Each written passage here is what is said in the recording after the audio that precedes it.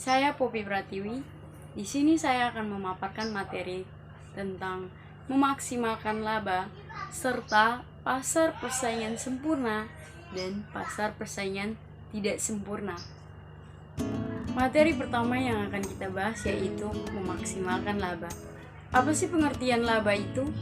Secara sederhana, laba adalah jumlah pendapatan yang melebihi jumlah modal yang sudah dikeluarkan untuk proses produksi. Sementara lawannya rugi diartikan sebagai kondisi ketika jumlah pendapatan berada di angka lebih kecil dari jumlah modal untuk biaya produksi tersebut. Atau arti lain, kelebihan pendapatan dibandingkan dengan jumlah biaya yang dikeluarkan untuk memperoleh pendapatan tersebut. Next, tujuan memaksimalkan laba. Sebelumnya kita harus mengetahui bahwa kegiatan perusahaan adalah suatu kegiatan memproduksi sampai kepada tingkat di mana keuntungan mereka mencapai jumlah yang maksimum. Berdasarkan kepada pemisahan dapat ditunjukkan pada tingkat kapasitas memproduksi yang bagaimana perusahaan akan menjalankan kegiatan usahanya. Dengan demikian menghasilkan laba, perusahaan dapat mempertahankan pertumbuhan perusahaannya sehingga dapat bersaing dengan perusahaan lain karena laba tersebut dapat ditanam kembali dan digunakan untuk mempertahankan atau meningkatkan pertumbuhannya. Seperti halnya industri lain, tiap industri juga bertujuan untuk memperoleh laba guna mempertahankan kelangsungan hidupnya. Dalam artian, untuk mempertahankan dan memaksimalkan suatu industri maupun perusahaan dalam waktu yang lama, laba yang dihasilkan tidak terlepas dari beberapa faktor, antara lain jumlah hasil produksinya, modal dan total upah tenaga kerja. Cara memaksimalkan laba. Ada 4 cara memaksimalkan laba. Yang pertama yaitu menaikkan penjualan atau omset perusahaan. Yang kedua, perusahaan harus memperhatikan tingkat perputaran persediaan. Yang ketiga, mencoba untuk mengurangi pemborosan pada persediaan. Yang keempat, coba review kembali profit atau margin perusahaan. Yang pertama yaitu bisa dengan menaikkan penjualan omset perusahaan. Perusahaan harus memperhatikan tingkat perputaran persediaan.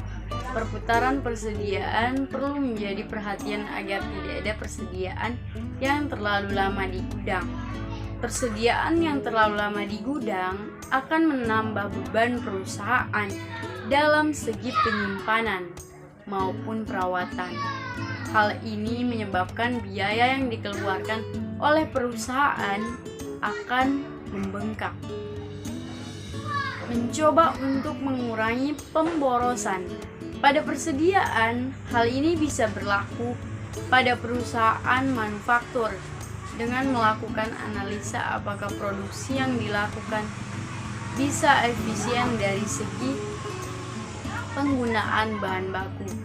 Selain itu, perencanaan produksi juga diperhatikan untuk kesalahan dalam produksi, karena kesalahan tersebut pada perusahaan limbah yang dihasilkan dan berakibat pada kerugian yang ditimbulkan. Coba review kembali profit margin perusahaan. Perhitungan harga produk tersebut harus memiliki rumusan yang agar penjualan yang dikeluarkan dapat menutupi biaya yang dikeluarkan dan memperoleh margin laba bersih sesuai dengan yang ditetapkan. Nah, bagaimana? Kalian sudah paham bukan cara memaksimalkan laba seperti apa? Selanjutnya kita akan masuk pada materi kedua yaitu pasar persaingan sempurna dan pasar persaingan tidak sempurna. Apa sih pasar persaingan sempurna itu? Pasar persaingan sempurna adalah kondisi di mana penjual dan pembeli hadir dalam jumlah yang besar. Sebaliknya, pasar persaingan tidak sempurna adalah kondisi di mana jumlah penjual ataupun pedagang lebih sedikit dibandingkan dengan pembelinya.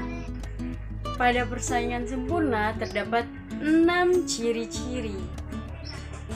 ciri-ciri yang pertama yaitu banyaknya jumlah pembeli dan penjual. Meskipun jumlahnya banyak, penjual dan pembeli pada jenis pasar ini tidak mempengaruhi harga.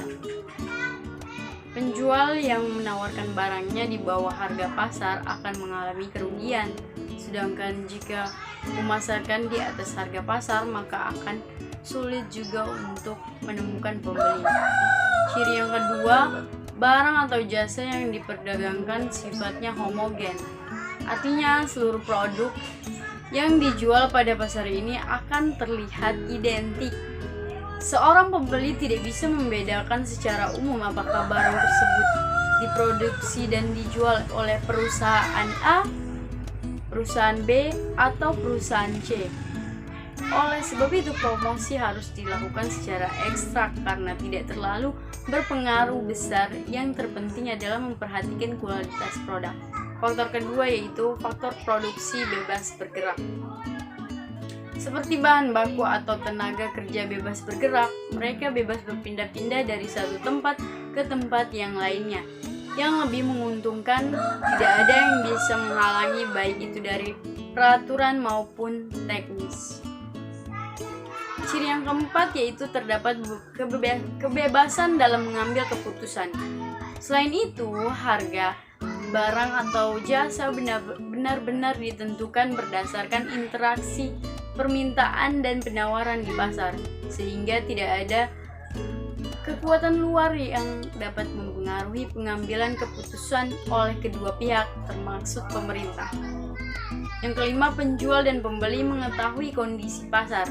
Pembeli dan penjual pada jenis pasar ini harus mengetahui kondisi pasar dengan baik.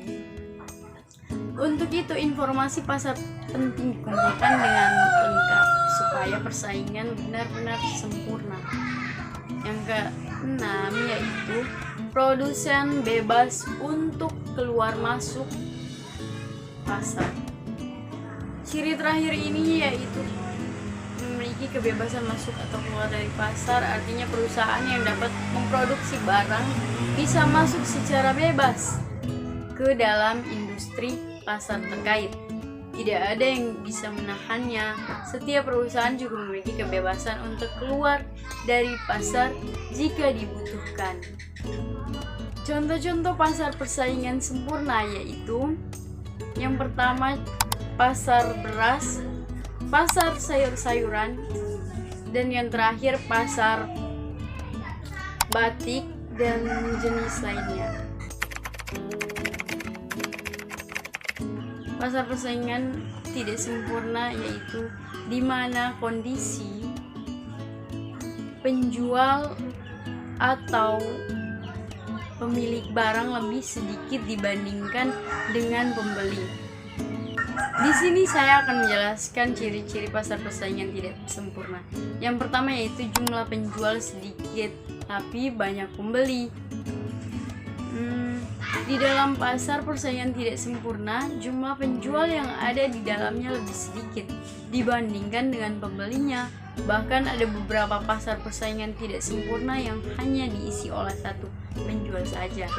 Sementara di dalam pasar tersebut jumlah pembelinya sangat banyak. Oleh karena itu, penjual dapat memperoleh keuntungan dengan sangat maksimal. Yang kedua, penjual berhak menentukan harga produknya sendiri. Adapun perbedaan mendasar yang bisa kita jadikan patokan untuk membedakan antara pasar persaingan sempurna dan pasar persaingan tidak sempurna, yaitu penentuan harga produk yang mereka jual. Di dalam pasar persaingan sempurna, harga produk akan ditentukan oleh pasar melalui jumlah penawaran dari para penjual dan permintaan konsumen yang terjadi. Sementara di dalam pasar persaingan tidak sempurna, harga pasarnya ditentukan langsung oleh penjual itu sendiri. Yang ketiga yaitu penjual baru akan susah untuk bersaing. Contoh-contoh dalam pasar persaingan tidak sempurna, contohnya seperti PLN, Pertamina, dan lain-lain. Sabun, sampo, pasta gigi, motor, dan lain sebagainya. Nah, sekian dari pemaparan materi saya.